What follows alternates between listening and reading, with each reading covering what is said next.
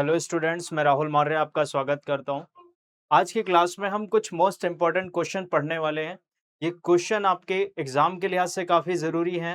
History के 5th, 6th, 7th और 8th chapter के जो भी क्वेश्चन है वो क्वेश्चन काफ़ी ही ज़रूरी हैं एग्जाम के लिहाज से। तो इन क्वेश्चन को देखते हैं। पहला क्वेश्चन है आपके सामने, कबीर संत के मुख्य उपदेश क्या रहे और इनके उपदेशों का संप्रेक्षण कैसे हुआ। कबीर दास जी के उपदेश जो रहे वो समाज में फैली जो आडंबर कुरीतियां रही, उन आडंबर कुरीतियों के विरोध में रहे। कबीर दास जी ने हमेशा हिंदू और मुस्लिम दोनों धर्म में जो कुरीतियां आडंबर थे उनको उनका खंडन किया, उनका विरोध किया।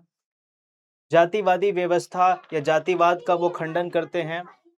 ईश्वर को, निराकार ईश्वर की आराधना पर जोर देते हैं, यानी ईश्वर का कोई आकार नहीं है, निराकार ईश्वर पर वो विश्वास करते हैं। साथ ही साथ वो निराकार ईश्वर की आराधना करते हैं या निराकार ईश्वर पर जोर देते हैं, और ईश्वर के नाम सुमिरन पर जोर देना ही भक्ति है। अर्थात भक्ति का वो कौन सा उपदेश देते हैं कि नाम सुमिरन किया जाए, नाम सुमिरन करके ही किसी व्यक्ति को मोक्ष की प्राप्ति हो सकती है। तो ये कुछ बातें रहीं, कुछ उपदेश रहे जो उन्होंने समाज को बताए या समाज को दिए। अर्थात क्या क्या चीजें उन्होंने कही जो समाज में हिंदू मुस्लिम धर्म में जो कुरीतियां आडंबर रहे उसका खंडन किया। जातिवाद का वो खंडन करते हैं। एकेश्वरवाद या निराकार ईश्वर की प्रार्थना करते हैं, निराकार ईश्वर की पूजा या निराकार ईश्वर भक्ति पर जोर देते हैं। भक्ति के लिए वो नाम सुमिरन पर बल देते हैं। किस पर जोर देते हैं? नाम सुमिरन पर। उनके जो विचार रहे वो विचार बिल्कुल एक तरह से उनके विचार जो रहे वो आम बोलचाल वाले शैली में रहे। आम बोलचाल में वो अपने विचारों को रखते थे। उनके विचारों को आगे चलकर उनके शिष्यों ने क्या किया, उसका संप्रेक्षण करवाया। तो इस तरह से हम देखते हैं कि समाज को जो जरूरत रही, समाज में जो अंधविश्वास आडंबर थी उसके विरोध में उन्होंने क्या किया, आवाज उठाई। तो उन सब चीजों का विरोध किया। इस तरह से हम इनके उपदेश को लिख सकते हैं, एज अ कहानी के तौर पर हम समझते हैं। अगला क्वेश्चन, विजयनगर साम्राज्य के महानवमी डिब्बा की विशेषता बताइए।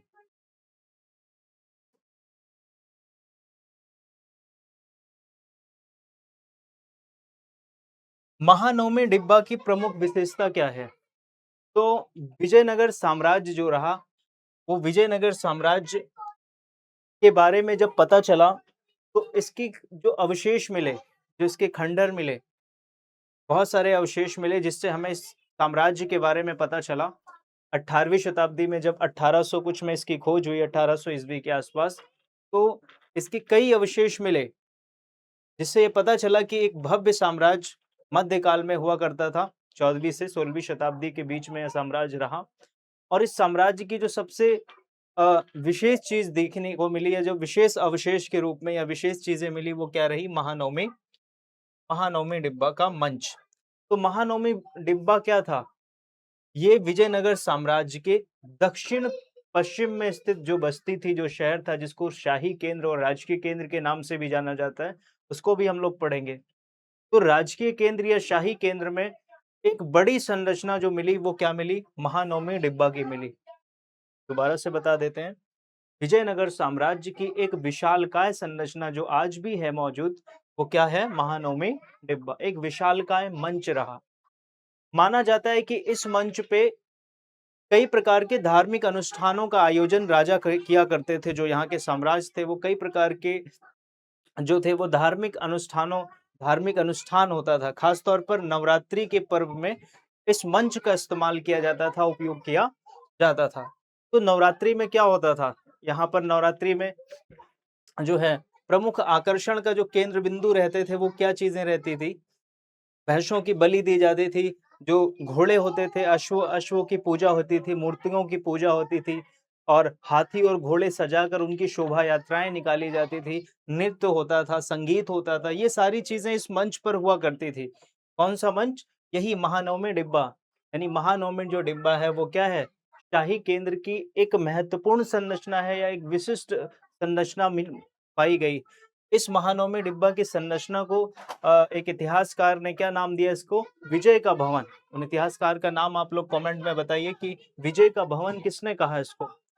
तो हम देखते हैं कि महानवमी डिब्बा कुछ और नहीं है, बल्कि एक विशालकाय मंच रहा, इतना विशालकाय जिसकी जो आधार रहा वो लगभग 11,000 वर्ग फीट रहा और ऊंचाई जो रही वो 40 वर्ग फीट रही। तो इस तरह से हम कह सकते हैं कि महानवमी डिब्बा एक विशालकाय मंच रहा, जिसमें कई प्रकार के धार्मिक अनुष्ठानों के आयोजन किए जाते थे। साथ ही साथ जब ये आयोजन कब किए जाते थे? नवरात्रि के पर्व में ये आयोजन किए जाते थे। जब ये पर्व मनाया जाता था तो सम्राट जो होते थे वो उनके अधीनस्थ, जो सम्राट के अधीन जो नायक, अमर नायक होते थे, जो नायक खास तौर पर होते थे, वो उनको भेंट के रूप में कुछ देने के लिए भी लाते थे। तो एक कहानी के तौर पर हमने जाना कि ये आखिरकार क्यों, ये जो मंच था उसका इस्तेमाल किस लिए होता था, कब होता था और प्रमुख आकर्षण का केंद्र क्या रहा? कि प्रमुख आकर्षण का केंद्र यानी यहाँ पर खूब भीड़ बैठती थी, जनता सब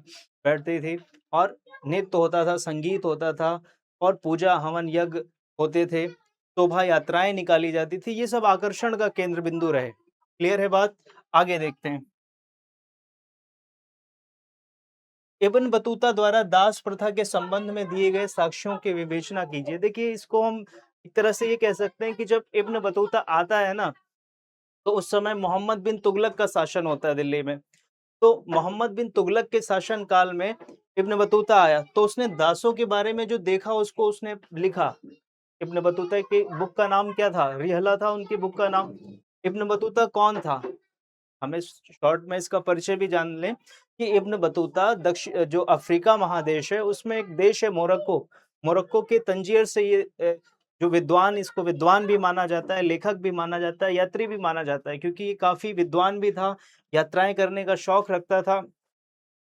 तो दास प्रथा के संबंध में इसने कहा कि जब ये भारत आया तो उसने देखा कि यहाँ पर दासों को खुलेआम खरीदा और बेचा जाता था, जैसे किसी जानवर को खरीदा और बेचा जाता था। जब वो स्वयं जो है मोहम्मद बिन तुगलक से मिलने गया तो उसने स्वयं कुछ घोड़े खरीदे, कुछ दास खरीदे, कुछ ऊँट खरीदे। सिंध गया तो ऐसे जब वो जो है मुल्तान गया तो वहाँ पर उस वहाँ के गवर्नर के लिए भी उसने कुछ किशमिश खरीदे, कुछ दास खरीदे, उसको गवर्नर को उपहार देने के स्वरूप के इस उसने ये सारी चीज़ें की।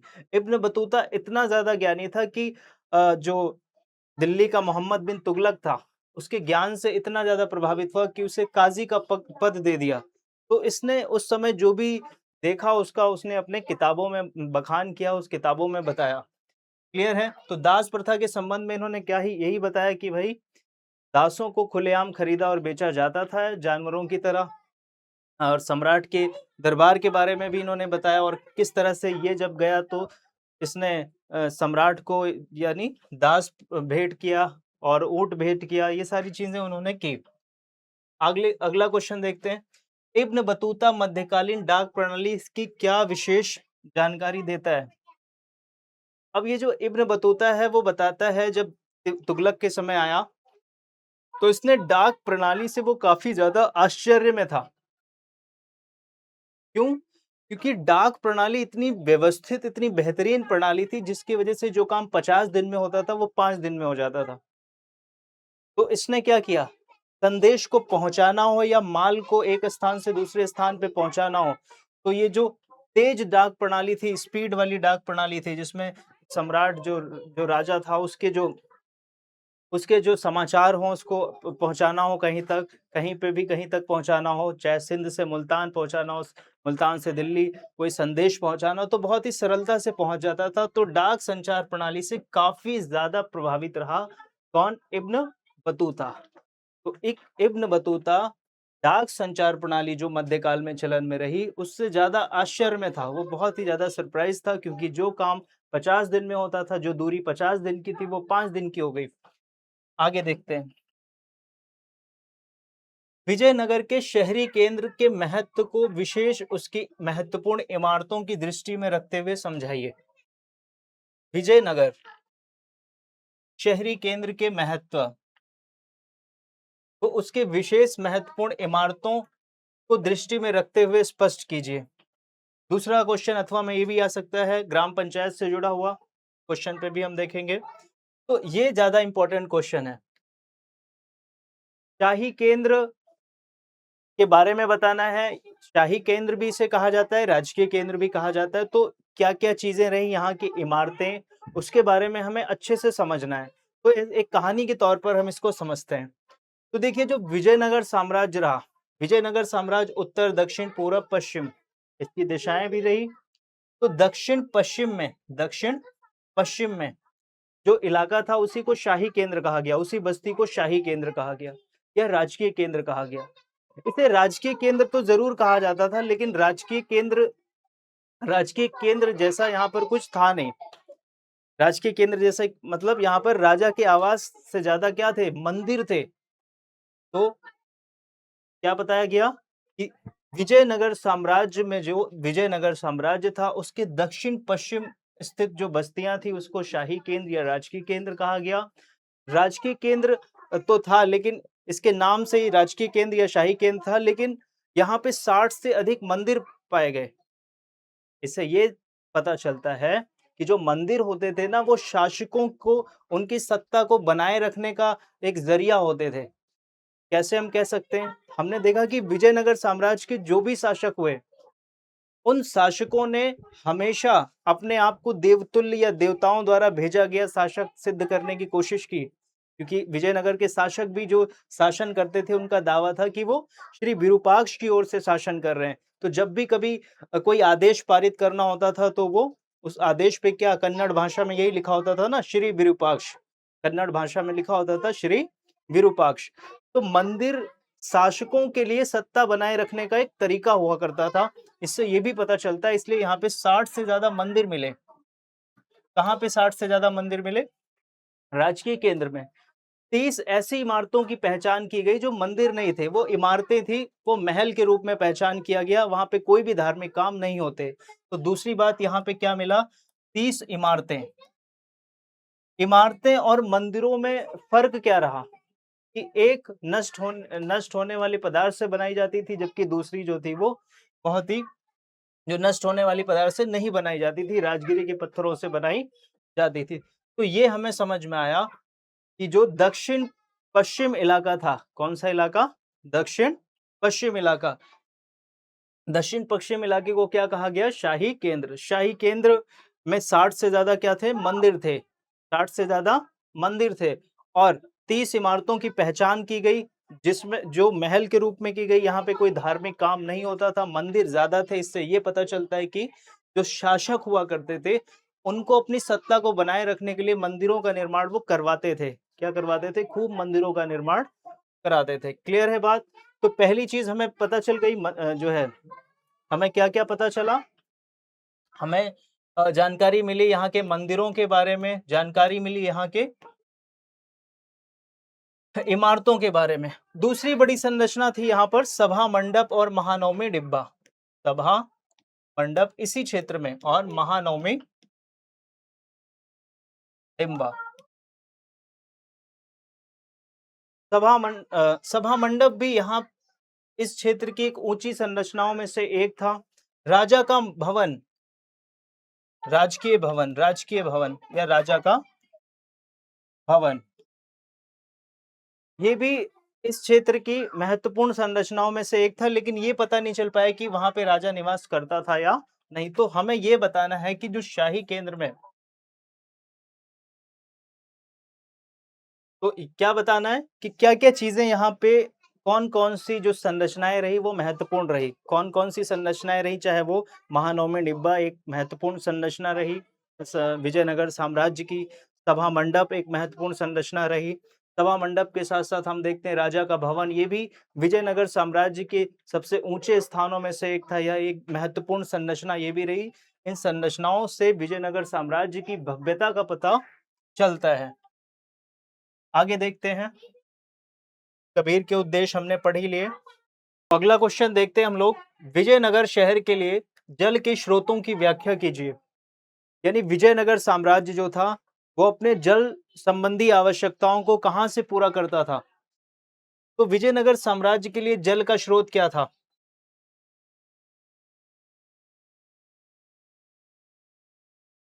विजयनगर साम्राज्य के लिए जल के स्रोत क्या थे? जल के स्रोत जानने के लिए हमें इसकी भौगोलिक स्थिति का पता होना जरूरी है। कौन सी स्थिति? भौगोलिक स्थिति। तो भौगोलिक स्थिति क्या कहती है? विजयनगर जो साम्राज्य रहा, उस साम्राज्य में उस साम्राज्य की भौगोलिक स्थिति की बात करें तो इसके चारों ओर ग्रेनाइट की जो थी वो पहाड़ियां थी। ग्रेनाइट की क्या थी? पहाड़ियां रही, और इन पहाड़ियों से जल धाराएं निकलती थी, और ये जो जल धाराएं थी वो जल धाराएं एक नदी में आकर बहती थी जिसका नाम था तुंगभद्रा नदी। तो तुंगभद्रा नदी ही वह सोर्स रहा, वो स्रोत रहा जहां से विजयनगर साम्राज्य जो था वो अपने जल संबंधी आवश्यकताओं को पूरा करता था। इस नदी की खास बात ये रही कि ये उत्तर से पूरब दिशा की तरफ बहती थी।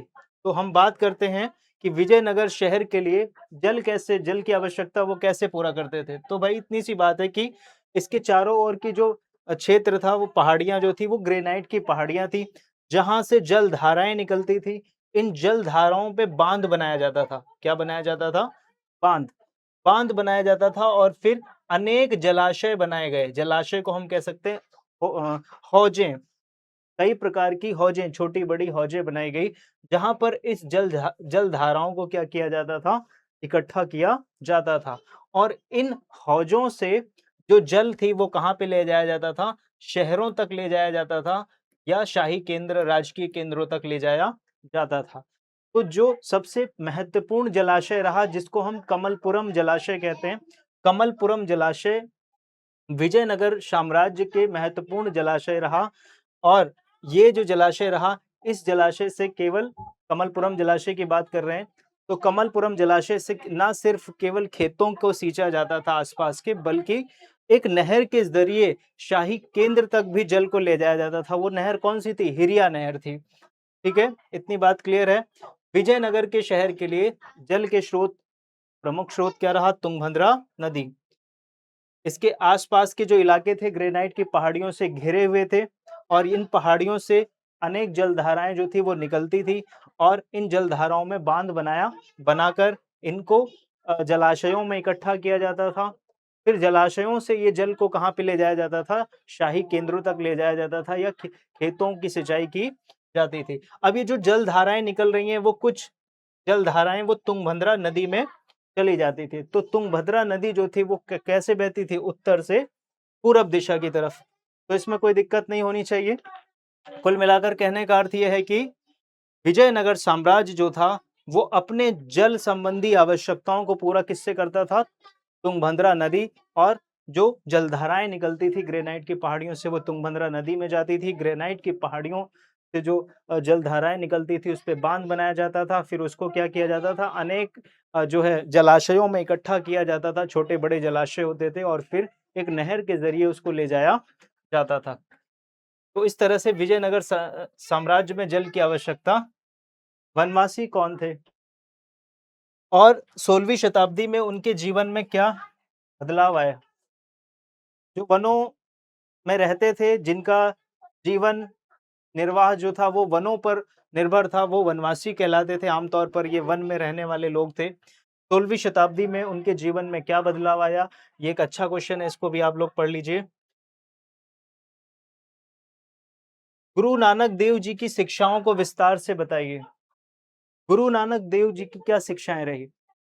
गुरु नानक देव जो थे वो उसी समाज में रहे जिस जब भक्ति और सूफी परंपरा अपने चरम पे थी, जब भक्ति के नए नए तरीके समाज में चलन में रहे, जब सूफियों ने इस्लाम को फिल्टर करने का काम किया, इस्लाम में सुधार करने का काम किया, तो उसी समय गुरु नानक जी जो समाज में आडंबर, कुरीतियां, अंधविश्वास फैले थे, उसके खिलाफ इन्होंने, या उसका खंडन किया, उसको नहीं माना। तो समाज को एक तरह से क्या किया? समाज को कुछ इन्होंने शिक्षा दी। शिक्षा क्या दी? कि सबसे बड़ा जो धर्म है वो क्या है? मानव सेवा और आपसी प्रेम और भाईचारा सबसे बड़ा धर्म है। इन्होंने जातिवाद का खंडन किया, निराकार ईश्वर की उपासना या निराकार ईश्वर को माना, नाम सिमरन पर जोर देने दिया। इनका उपदेश था कि नाम सुमिरन करना चाहिए ईश्वर का। ईश्वर एक है और उसका हमें क्या करना चाहिए? नाम सिमरन करना चाहिए। गुरु नानक देव जी के बारे में और भी हम थोड़ा-सा जान लेते हैं कि गुरु नानक देव जी का जो जन्म हुआ वो सिखों के पहले गुरु थे। इनका जो जन्म हुआ वो कहाँ पे हुआ? पंजाब के ननकाना साहिब में हुआ। ये ननकाना साहिब आज कहाँ है? पाकिस्तान में है। इनकी जो शुरुआती शिक्षा रही वो हिंदी और गणित की रही। आगे चलकर इन्होंने और भी फारसी भाषा, कई और भाषाओं की समझ या कई और विषयों का ज्ञान इनको प्राप्त हुआ। छोटी सी आयु में इनका विवाह हो गया, लेकिन ये ज़्यादातर समय अपना किसके साथ बिताते थे? भक्ति और सूफी संतों के साथ बिताते थे। तो इसमें कोई दिक्कत है? हमने इसको इंट्रो भी लिख देना है थोड़ा-सा कि गुरु नानक जी कौन थे? इनका जन्म कहाँ पे हुआ? और इनकी क्या शिक्षाएँ रही? यानी मानव सेवा, आपसी भाईचारा सबसे बड़ा धर्म है, जातिवाद का खंडन किया, निराकार ईश्वर की आराधना पर जोर दिया, नाम सुमरन पर जोर दिया। ये सभी उपदेश किन्होंने दिए? गुरु नानक देव ने। अगला है लिंगायत कौन थे? धार्मिक और सामाजिक क्षेत्र में उनके योगदान के बारे में बताइए। लिंगायत कौन थे? तो लिंगायत हमने भक्ति सूफी परंपरा में देखा था कि भक्ति आंदोलन की जो शुरुआत होती है वो दक्षिण भारत से होती है, जहाँ पर अलवार नैनार जैसे संतों ने धर्म में जो अंधविश्वास था, जो ब्राह्मणीय प्रभुसत्ता थी या ब्राह्मणीय संप्रभुता थी, जो जातिवाद था, उसको दूर करने का काम किया अलवार और नैनार संतों ने किया। और उसी काम को आगे बढ़ाने का काम किसने किया? लिंगायतों ने किया। अभी लिंगायत कौन थे? यानी जब भक्ति आंदोलन आगे बढ़ा, जब 12वीं शताब्दी में हम पहुंचे, तो 12वीं शताब्दी में कर्नाटक में एक आंदोलन शुरू हुआ, जिसको जिसको क्या नाम दिया गया? एक आंदोलन शुरू हुआ 12वीं शताब्दी में, और वो आंदोलन लिंगायत से संबंध रखता है। तो 12वीं शताब्दी में एक आंदोलन शुरू हुआ, जिसकी शुरुआत किसने की? बासवन्ना नामक एक ब्राह्मण ने की।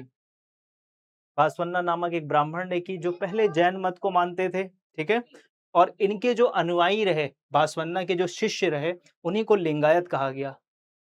क्योंकि ये जो लिंगायत समुदाय पर विश्वास करने वाले लोग थे, या जो लिंगायत थे, वो अपने उनके कुछ तरीके बदले थे। उनके कुछ तरीके क्या बदले थे? उनका धार्मिक और सामाजिक नज़रिया थोड़ा अलग था। ये ईश्वर की उपासना या शिव की उपासना करते थे, यानी ईश्वर की उपासना या शिव की उपासना करते थे, और शिवलिंग के लिंग की उपासना करते थे। और अपने बाएँ कंधे पर क्या करते थे? जो बाएँ कंधे पर लघु लिंग धारण करते थे। तो क्या समझ में आया कि लिंगायत कौन थे? 12वीं शताब्दी में कर्नाटक में एक नए आंदोलन की शुरुआत हुई। इस आंदोलन की शुरुआत बासवन्ना नामक एक ब्राह्मण ने की, और इन्हीं के शिष्य जो रहे वो लिंगायत कहलाए। लिंगायतों का धार्मिक और सामाजिक नज़रिया उस समय समाज से अलग रहा। इनका जो धार्मिक नज़रिया रहा वो क्या रहा? ये ईश्वर की, शिव की उपासना शिवलिंग के रूप में करते थे, और ये जो इनके जो पुरुष होते थे वो अपने बाएँ कंधे पर एक लघु लिंग धारण करते थे, एक पिटारे में लघु लिंग धारण करते थे। जो लिंगायत थे, इनका विश्वास था कि जो भक्त है वो मृत्यु के बाद सीधे शिव में लीन हो जाएगा और इस संसार में लौटकर कभी नहीं आएगा। तो इनका धार्मिक विचार रहा कि ऐसा होगा। ठीक है? सामाजिक दृष्टिकोण, सामाजिक क्षेत्र में भी इनका बहुत ही योगदान रहा। समाज में बदलाव लाने के लिए भी इन्होंने विचार दिया। इन्होंने माना कि जो ब्राह्मणीय कॉन्सेप्ट है, ब्राह्मणीय अवधारणा है कि समाज का कुछ व्यक्ति दूषित हैं, अछूत हैं, ऐसी विचारधारा का इन्होंने खंडन किया कि कोई दूषित नहीं है। अल्प आयु में विवाह होता है, धर्मशास्त्रों में लिखा गया कि अल्प आयु में विवाह। उन्होंने अल्प आयु में विवाह का भी खंडन किया। वयस्क विवाह, विधवा पुनर्विवाह होना चाहिए, ऐसे विचार समाज में इन्होंने रखे। ये इनकी सामाजिक योगदान का जो है क्या है? पहचान है। इन्होंने सामाजिक क्षेत्र में ये योगदान किया। किसने ये योगदान दिया? लिंगायतों ने। तो कोई दिक्कत है इसमें? तो लिंगायत कौन थे? धार्मिक और सामाजिक क्षेत्र में इनके योगदानों के बारे में हमें पढ़ना है। और ये अपने मृतकों को विधि पूर्वक क्या करते थे? दफनाते थे, वो दाह संस्कार नहीं करते थे। कोई प्रॉब्लम है इसमें? आगे देखते हैं। विजयनगर शहर के लिए जल के स्रोत, ये हमने पढ़ लिया। अमर नायक प्रणाली विजयनगर साम्राज्य की एक प्रमुख राजनीतिक खोज थी या नहीं? तो ये दोनों ही क्वेश्चन एग्जाम के लिहाज से काफी जरूरी है, काफी महत्वपूर्ण है। अमर नायक प्रणाली क्या रही? अब हमने देखा कि दिल्ली सल्तनत जो रहा, दिल्ली सल्तनत में जो व्यवस्थाएं रही, उस व्यवस्था से मिलती-जुलती ये प्रणाली हमें देखने को मिली विजयनगर साम्राज्य में। विजयनगर साम्राज्य के प्रशासनिक तंत्र को बढ़िया तरीके से चलाने के लिए, व्यवस्थित तरीके से चलाने के लिए इस प्रणाली को अपनाया गया। ये प्रणाली क्या रही कि इसमें जो सैनिक कमांडर होते थे, उनको राज्य क्या करता था, जो शासक होता था, जो शासक, वो उनको क्या देता था, एक भूक्षेत्र दे देता था। इस भूक्षेत्र में जो लोग रहते थे, उनसे ये जो सैनिक कमांडर होते थे, जो अमरनायक होते थे, जो प्रशासन में अहम भूमिका निभाते थे, जो प्रशासनिक काम को करते थे, उनको एक क्षेत्र दे दिया जाता था जहां पर वो प्रशासनिक काम, अब प्रशासनिक काम क्या, जैसे कि कर वसूलना, भू राजस्व वसूलना या दूसरे किसी प्रकार का कर वसूलना, उस कर के वसूल के उस कर का कुछ हिस्सा वो अपने निजी कामों में प्रयोग में लाते थे, कुछ अपने सैनिक क्षेत्र में लगा देते थे, घोड़े हाथी के रखरखाव में लगा देते थे, और जो शेष भाग बचता था उसे राजकीय केंद्र में जमा कर देते थे। कौन? अमरनायक। इससे ये क्लियर हो रहा है कि अमर नायक जो थे वो, उन्होंने शासक, विजयनगर साम्राज्य के जो शासक होते थे उनकी अधीनता को स्वीकार कर रखा था, या विजयनगर साम्राज्य के जो शासक होते थे वही उनकी क्या करते थे, नियुक्ति करते थे अलग अलग क्षेत्रों में। तो कर वसूलने का काम किसका था? अमर नायकों का। क्लियर है इतनी बात? एक नई राजनीतिक खोज थी, बिल्कुल। तो ये प्रशासन के लिए है। किसके लिए है? प्रशासन के लिए। आगे बढ़ते हैं हम, नायकों की भूमिका के बारे में बताइए। अब नायक कौन थे? नायकों की भूमिका, विजयनगर साम्राज्य में नायकों की काफी अहम भूमिका रहती थी, काफी महत्वपूर्ण भूमिका रहती थी, क्योंकि जो नायक होते थे वो सेना के प्रमुख होते थे, जो किलों पर नियंत्रण रखते थे। किस पे नियंत्रण रखते थे? किलों पर। जो किलेबंदी होती थी उस पे नियंत्रण रखते थे। साथ ही साथ इनके साथ एक बड़ा सा सशस्त्र समर्थक समूह होता था। खूब लोग होते थे जो जिनके पास खूब क्या होता था, हथियार होते थे। तो सशस्त्र समर्थक समूह होते थे इनके साथ। तो ये कौन थे नायक? तो नायक जो थे वो सेना प्रमुख होते थे, जो किलों पर नियंत्रण रखते थे। इनके साथ सशस्त्र समर्थक समूह होते थे, जो एक स्थान से दूसरे स्थान पर घूमते रहते थे उपजाऊ भूमि की तलाश में। कई बार किसान भी इनका साथ देते थे नई नई भूमि की खोज के लिए। क्लियर है इतनी बात? तो किसान भी इनका साथ देते थे। आमतौर पर ये कन्नड़ भाषा बोलते थे। कौन सी भाषा बोलते थे? कन्नड़ भाषा। अब बात करें कि क्या नायक जो थे वो शासकों के अधीन थे, या उनके प्रति आत्मसमर्पित थे या नहीं, उनके प्रति समर्पित थे या नहीं? तो बिल्कुल, कई नायकों ने विजयनगर शासकों की क्या अधीनता को या उनकी उनके प्रति समर्पण कर रखा था। लेकिन कई ऐसे नायक थे, कई बार क्या करते थे, विद्रोह कर देते थे। हमें ये भी देखने को मिला कि विजयनगर साम्राज्य के कई ऐसे शासक भी रहे जो पहले नायक की भूमिका निभाते थे। जब उन्होंने देखा कि शासक कमजोर हो रहा है, तो उन्होंने सत्ता परिवर्तन कर दिया, अपने आप को सत्ता पर काबिज कर लिया। कोई दिक्कत है इसमें? तो नायक हमने पढ़ लिया कि नायक सेना प्रमुख होते थे, और ये किलों पर नियंत्रण रखते थे। सशस्त्र समर्थक इनके साथ होते थे, एक स्थान से दूसरे स्थान पर घूमते थे, उपजाऊ भूमि की तलाश में घूमते रहते थे। ठीक है?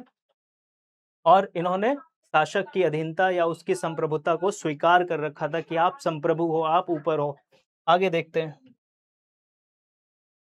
एक अच्छा क्वेश्चन ये भी है, ग्राम पंचायत अ, जो है मुगल काल में मुखियाओं के 2 काम लिखिए। शॉर्ट क्वेश्चन है, आप कर लेना इसको। कृष्णदेव राय के शासन की 2 विशेषताओं को बताइए। देखिए, कृष्णदेव राय के शासन की हम वैसे तो बहुत सारी विशेषता है। कृष्णदेव राय ने विजयनगर साम्राज्य को न सिर्फ उसका विस्तार किया, बल्कि उसको मजबूती भी प्रदान करी। कृष्णदेव राय जो शासक थे वो विजयनगर के साम्राज्य के कौन से वंश से ताल्लुक रखते थे? तुलुप वंश से। हमने देखा विजयनगर साम्राज्य में 4 राजवंशों ने शासन किया, जिसमें कौन-कौन से? संगम, सुलुप, तुलुप और अराविडू, 4 वंश थे। तो उसमें तुलुप वंश से कौन था? कृष्णदेव राय। तो इनके शासन की बात कही जाए तो इन्होंने विजयनगर को ना सिर्फ उसका विस्तार किया, बल्कि उसको मजबूती भी प्रदान कराई। साथ ही साथ विजयनगर के एक कुशल प्रशासक थे ये, अच्छे से प्रशासनिक व्यवस्था को भी अच्छे से किया, मंदिरों का निर्माण किया, भव्य मंदिरों का भी निर्माण करवाया इन्होंने, कुछ गोपुरमों का भी निर्माण करवाया और यहाँ तक कि जो कृष्णा और तुंगभद्रा नदी के बीच का जो रायचूर दोआब क्षेत्र था, जो सबसे उपजाऊ भूमि थी, जिसके लिए अधिकतर संघर्ष होते रहते थे, उस भूमि पर भी इन्होंने अधिकार किया। कृष्णा और तुंगभद्रा के बीच का जो इलाका था, जो क्षेत्र था, उस पर भी इन्होंने अधिकार किया, जिसको रायचूर दोआब कहा जाता था। क्लियर है इतनी बात? तो ये कृष्णदेव राय के शासन की कोई सी भी आप 2 विशेषता लिख सकते हैं। जजमानी व्यवस्था क्या है? शॉर्ट में है, आप पढ़ लेना। मध्यकालीन भारत की महत्वपूर्ण जिनसे कामिल क्या था? कुछ शॉर्ट क्वेश्चन है कि फसलों को बताएं जिन्हें जिनसे कामिल कहा गया। इसका आंसर आप 1-2 फसलों के नाम आप कमेंट में बता सकते हैं मुझे। विजयनगर के विट्ठल मंदिर की विशेषता क्या थी? विजयनगर के विट्ठल मंदिर, ये भी शॉर्ट क्वेश्चन है। विट्ठल मतलब विष्णु, यहाँ के देवता, प्रमुख देवता विष्णु रहे, जो महाराष्ट्र में पूजे जाने वाले विष्णु का एक रूप ही है विट्ठल, यानी विष्णु के एक रूप जो है मौजूद है विट्ठल मंदिर। और विट्ठल मंदिर की विशेषता ये है कि यहाँ पर एक रथ के आकार का मंदिर है, तो ये रथ के आकार का मंदिर इसे बाकी मंदिर से अलग बनाता है। विजयनगर के कमलपुरम जलाशय क्या है? विजयनगर का ये जो कमलपुरम जलाशय है, जिसका निर्माण 15वीं शताब्दी में हुआ। बताया जाता है कि 15वीं शताब्दी में इस जलाशय का निर्माण शायद संगम वंश के शासकों ने करवाया हो। ठीक है, संगम वंश के शासकों ने कराया। अब इस जल का महत्व क्या है? इस जल से न केवल आसपास के खेतों को सींचा जाता था, बल्कि एक नहर के जरिए इसको राजकीय केंद्र तक भी ले जाया जाता था। कौन सी नहर? हिरिया नहर। हिरिया नहर। कोई प्रॉब्लम? आगे देखते हैं।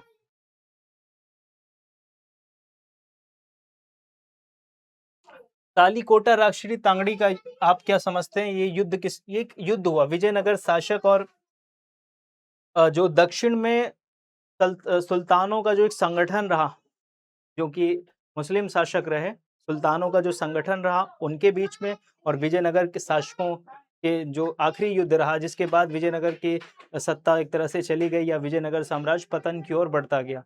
तो वो कौन सा युद्ध रहा? तालीकोटा का युद्ध रहा, और सदाशिव राय के नेतृत्व में ये लड़ा गया, जिसमें सदाशिव राय की क्या हो जाती है? हार हो जाती है। क्लियर है बात इतनी? तो तालीकोटा राष्ट्रीय तांगड़ी का युद्ध जो लड़ा गया, किसके बीच में लड़ा गया? वो सदाशिव राय और दक्कन के सुल्तानों के संगठनों के बीच में यह युद्ध लड़ा गया, जिसमें विजयनगर शासक की हार होती है। सूफी किसे कहा गया? इनके कितने वर्ग हैं? सूफी कुछ आध्यात्मिक लोगों का एक समूह था, जिनका वैराग की तरफ झुकाव रहा, उन्हें सूफी कहा गया। इसको हम आसान शब्दों में कहें तो जो वैरागी थे, संसार से अलग, अल्लाह या ईश्वर की इबादत में लग गए, और उन्होंने, कुछ सूफियों ने खानका का तिरस्कार किया और कुछ ने खानका का तिरस्कार नहीं किया। खानका का मतलब कहीं पर ये अगर अपना खानका बना दिया जहां ये रहते थे, जैसे कि ख्वाजा मोइनुद्दीन चिश्ती की बात की जाए तो ख्वाजा मोइनुद्दीन चिश्ती का जो खानका है वो अजमेर में है, जिसको हम दरगाह कहते हैं। तो अजमेर की दरगाह, ख्वाजा मोइनुद्दीन चिश्ती जो रहे वो भी एक सूफी संत रहे। सूफियों के बारे में हमने जाना कि सूफी परंपरा जो शुरू हुई, सूफी आंदोलन जो शुरू हुआ, वो कहाँ पे शुरू हुआ? सूफी आंदोलन फारस जैसे क्षेत्रों में शुरू हुआ, लेकिन सूफियों का एक संप्रदाय भारत आया, और भारत में इन्होंने क्या किया? जो इस्लाम धर्म में कुरीतियां आडंबर आ रहे थे, वही इनका मोटिव था, उसको सुधारना। तो सूफी किसे कहा गया? कुछ आध्यात्मिक लोगों का एक समूह था, जिसे क्या कहा गया? सूफी कहा गया, जिनका वैराग की तरफ झुकाव बढ़ा। इनके कितने वर्ग थे? 2, बासरा और बेसरा। जो बेशरा थे, बेशरा जो थे वो शरिया पे यकीन नहीं करते, और बाशरा वाले शरिया पे यकीन करते थे। अमीर खुसरो कौन थे? अमीर खुसरो कौन था? ये शेख निजामुद्दीन औलिया के शिष्य रहे, और इन्होंने क्या किया? शेख निजामुद्दीन औलिया के शिष्य रहे, और ये साथ ही साथ एक कवि और संगीतज्ञ भी रहे, अच्छे कवि भी रहे और संगीतज्ञ भी रहे। आगे देखते हैं, शॉर्ट क्वेश्चन है ये। इब्न बतूता पर संक्षिप्त टिप्पणी कीजिए। अब इब्न बतूता के बारे में बताना है। इब्न बतूता अफ्रीका महादेश के एक देश मोरक्को के तेंजियर नामक स्थान से ये आया। इब्न बतूता न सिर्फ एक यात्री था, बल्कि एक विद्वान भी था, और लेखक भी था, वो लिखता भी था। उसे यात्राएँ करने का शौक था क्योंकि उसका मानना था कि किताब से जो मिला ज्ञान है, उससे कहीं अधिक महत्व रखता है यात्रा करके मिला हुआ या प्राप्त हुआ ज्ञान। तो उसे यात्राएँ करने का शौक था। तो इब्न बतूता को यात्रा करने का शौक क्यों था? इसीलिए क्योंकि वो मानता था कि किताबों से लिया गया जो ज्ञान है, उससे कहीं अधिक महत्व हो किस कौन से ज्ञान का होता है? जो यात्रा करके व्यक्ति को प्राप्त होता है। तो इब्न बतूता पर संक्षिप्त टिप्पणी करें, इब्न बतूता के बारे में बता सकते हैं आप। इसकी किताब का नाम रिहला रहा, उसके बारे में आप बता सकते हैं। भारत आने वाले 4 विदेशी यात्रियों और उनके यात्रा वृत्तांतों को बताइए। इन्हीं भी 4 विदेशी यात्रियों को आप बता सकते हैं। अल-ब्रूनी जो हो गए, जिनकी किताब का नाम क्या था? किताबुल हिंद अल-ब्रूनी की रचना रही, जो लगभग 80 अध्यायों में बटी थी और इस किताब में भारत के दर्शन, त्योहार, रीति-रिवाज, परंपराएँ सभी बातों का वर्णन किया गया था, बहुत ही अच्छे तरीके से। अरबी भाषा में इस किताब को लिखा गया था। दूसरी बात हम करते हैं इब्न बतूता की, तो इब्न बतूता जो रहे वो वो भी विदेशी यात्री रहे जिनकी किताब का नाम क्या था? रिहला। इब्न बतूता उस समय आया जब भारत में मोहम्मद बिन तुगलक का शासन था। उस समय जो उसने देखा दिल्ली में, उसका उसने वर्णन किया। उसने क्या देखा? उसने देखा कि दासों के बारे में उसने देखा कि जो दासियाँ हैं वो क्या काम करती थी, दास क्या काम करते थे। दासों को खुलेआम जानवरों की तरह खरीदा और बेचा जाता था। खुद जब वो सुल्तान से मिलने गया दिल्ली के, तो उस खुद वो दास और ऊँट और घोड़े उनको भेंट स्वरूप दिया उसने, दासों को कुछ घोड़े और ऊँट। जब वो गवर्नर से मिलने गया मुल्तान, तो भी उसने कुछ किशमिश, दास और ऊँट भेंट किए उन्हें। तो एक तरह से बताया जा रहा है, ये बताने की कोशिश ये कर रहा है कि दासों को खुलेआम खरीदा और बेचा जाता था, इसमें कोई दो राय नहीं है। ठीक है? तो दासों के बारे में इसने बताया, दासियों के बारे में बताया कि वो गुप्तचरी का भी काम करती थी और नृत्य नृत्य संगीत भी किया करती थी। तीसरे विद्वान आप लिख सकते हैं क्या? तीसरे विद्वानों के बारे में, जैसे फ्रांसवा बर्नियर, जो किसके टाइम पे आया? मुगलों के टाइम पे आया, इसलिए उसकी किताब का नाम क्या था? The travel in the Mughal empire. तो ये भी एक कौन था फ्रांसवा बर्नियर? एक राजनीतिज्ञ भी था, चिकित्सक भी था और एक यात्री भी था, तो इस विद्वान रहा। तो ये फ्रांसवा बर्नियर जो था वो उसने आया और उसने महिलाओं के बारे में, भारतीय समाज के बारे में जो देखा उसको लिखा। महिलाओं के बारे में इसने खास तौर पे पश्चिम और पूरब की महिलाओं को कंपेयर किया, कि जो पश्चिम की महिलाएँ हैं, उनका रहन-सहन, उनका स्वरूप और उनके उनके तौर-तरीके, और जो भारतीय महिलाएँ थे, उनके जो नियम परंपराएँ रही, उसका उन्होंने तुलनात्मक किया। अल-ब्रूनी द्वारा बताई गई महिलाओं की स्थिति। अल-ब्रूनी कौन है? अल-ब्रूनी, जिसका जन्म उज़्बेकिस्तान जो आज का है, वहाँ पर एक स्थान पे हुआ, और इसने महिलाओं के बारे में क्या बताया? तो महिलाओं के बारे में इसने क्या बताया कि जो भारतीय समाज में इसने महिलाओं की स्थिति देखी, उसका इसने वर्णन किया किताबुल हिंद में। कहा कि महिलाएँ जो हैं, उनका विवाह अल्पायु में हो जा रहा था। तलाक भारतीय समाज में मौजूद नहीं था, लेकिन एक पुरुष 3 से 4 जो है शादियाँ कर सकता था, पत्नियाँ रख सकता था। ये उसने देखा और उसका वर्णन किया। ये बताता है कि सती प्रथा मौजूद रही, इसके बारे में भी बताया। तो क्लियर है, अल-ब्रूनी द्वारा बताई गई महिलाओं की स्थिति। तो इन क्वेश्चंस को हम पढ़ चुके हैं। एक बार ये कुछ शॉर्ट क्वेश्चन है आपके सामने।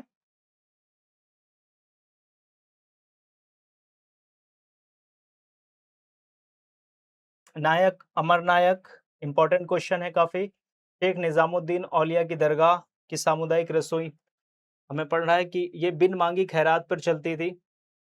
शेख निज़ामुद्दीन के दरगाह की सामुदायिक रसोई की 2 विशेषता बताइए। कोई भी 2 विशेषता पढ़ी है हमने, कोई भी 2 विशेषता, कि ये शेख निज़ामुद्दीन औलिया की दरगाह कहाँ? गियासपुर, यमुना नदी के किनारे में स्थित थी, और इनकी दरगाह की खास बात ये रही, इनकी सामुदायिक रसोई की खास बात ये रही कि ये बिन मांगी खैरात पर चलती है। कुछ रहस्यवादियों ने खानकाह का तिरस्कार करके एक नए आंदोलन की नींव रखी, बिल्कुल। कुछ रहस्यवादी मतलब कुछ सूफियों ने एक नया रास्ता अपनाया इबादत करने का, भक्ति करने का। उन्होंने खानकाह नहीं है, कहीं ठहर कर उन्होंने ईश्वर की आराधना या अल्लाह की आराधना नहीं की। उन्होंने क्या किया? एक अलग एक अलग तरीके से भक्ति या इबादत करने का तरीका ढूँढा। अब अलग तरीका क्या हुआ? कि उन्होंने ब्रह्मचर्य का पालन किया, निर्धनता का गौरव, अर्थात वो धन नहीं जुटाते थे, उनको निर्धनता का गौरव प्राप्त था और ब्रह्मचर्य का वो पालन करते रहे। उनको अलग-अलग नामों से जाना गया, जैसे कि कलंदर, मलंग, हैदरी, और इन्होंने शरिया की क्या नहीं की, शरिया को नहीं माना, इसलिए इनको बेशरिया भी कहा गया। तो कुछ रहस्यवादियों ने खानका का तिरस्कार किया, खानका का क्या किया? तिरस्कार किया और एक नए आंदोलन की नींव रखी। तो बिल्कुल कुछ सूफी संतों ने क्या किया? खानका का तिरस्कार किया, इन्होंने शरिया पर विश्वास नहीं किया, इसलिए इन्हें बेशरिया कहा गया। इन्होंने इनको ब्रह्मचर्य का पालन करते रहे, निर्धनता का गौरव प्रदान था इनको। तो इस तरीके से हम ये पढ़ सकते हैं। गुरु नानक देव जी की शिक्षाएं हम पढ़ ही चुके हैं, लिंगायत के बारे में जान चुके हैं। विजयनगर जल कहाँ से, इसके स्रोत क्या था? तुंगभद्रा नदी, और दूसरा स्रोत क्या था? जो ग्रेनाइट की पहाड़ियां थी, वो जो जलधाराएं आती थी, उस पर बांध बनाना। बनवासी इब्न बतूता ने दास प्रथा के बारे में क्या बताया? तो इब्न बतूता द्वारा दास प्रथा के बारे में दिए गए साक्ष्यों के बारे में हमने पढ़ा है कि इब्न बतूता ने दास प्रथा के बारे में बताया कि भारतीय समाज एक ऐसा समाज था जहां दासों को खुलेआम खरीदा और बेचा जाता था बाजारों में। और जब वो स्वयं सिंध गया, जब तुगलक से मिलने गया, मोहम्मद बिन तुगलक जब सिंध पहुंचा, वहां के सुल्तान से मिलने गया, तो फिर जब सिंध गया तो वो स्वयं दास, ऊंट और कुछ घोड़े उनको भेंट स्वरूप दिया। जब वो मुल्तान गया तो मुल्तान में भी उसने क्या किया? भेंट स्वरूप दास किशमिश वहाँ के गवर्नर को प्रदान किए। तो ये कहना यही चाह रहे हैं कि दास प्रथा वहाँ पर रही। यहाँ पर रही। इब्न बतूता मध्यकालीन डाक प्रणाली की क्या विशेषता बताता है? हाँ, इब्न बतूता जो था ना, वो डाक प्रणाली से काफ़ी ज़्यादा प्रभावित हुआ। डाक प्रणाली जो देखकर वो आश्चर्य में पड़ गया, क्योंकि ये डाक प्रणाली ऐसी तेज व्यवस्था थी जिसमें 50 दिन के कार्य को 5 दिन में पूरा किया जाता था। यानी 50 दिन की जो दूरी होती थी वो 5 दिन में पूरी हो जाती थी। तो ये डाक प्रणाली से किसी भी सम्राट या शासक के संदेश को पहुँचाना हो, तो ये व्यवस्था अपनाई जाती थी। कौन-सी व्यवस्था? ये डाक प्रणाली। तो आसानी से संदेश पहुँच जाते थे। कोई माल पहुँचाना हो ज़रूरी, तो वो भी पहुँच जाता था। बाकी आप इसको नोट से एक बार पढ़ लेना या बुक से पढ़ लेना। इसको हम जान ही चुके हैं शहरी केंद्र के बारे में। तो बस यही क्वेश्चन है। बाकी हम थर्ड बुक में जो भी इम्पोर्टेंट क्वेश्चन है उसको कवर करेंगे अगली क्लास में। और जितने भी मोस्ट इम्पोर्टेंट क्वेश्चन हैं, first book, second book, third book, इन तीनों का जो कंक्लूजन, जो भी इम्पोर्टेंट क्वेश्चन है, मोस्ट इम्पोर्टेंट क्वेश्चन है, उनकी भी एक क्लास होगी। और उनकी उनकी जो भी उनकी क्लास में आप लोग देखिए कि वो कौन-कौन से क्वेश्चन हैं जो पेपर के लिहाज से बहुत ज़रूरी हैं। तो आपको क्या करना है कि फर्स्ट, सेकंड और थर्ड बुक के सभी मोस्ट इम्पोर्टेंट क्वेश्चंस को बार-बार पढ़ना है, ये एग्ज़ाम के लिए काफ़ी ज़रूरी है। थर्ड पार्ट में हम क्या पढ़ेंगे? थर्ड जो हम अगली क्लास होगी उसमें हम most important question first, second और थर्ड तीनों बुक के क्वेश्चंस को कवर करेंगे। और इन क्वेश्चंस को पढ़कर आप अच्छे से एग्ज़ाम दे सकते हैं, और ये क्वेश्चन वही होंगे जो एग्ज़ाम में आने के सबसे ज़्यादा चांसेस होंगे। तो मिलते हैं अगली क्लास।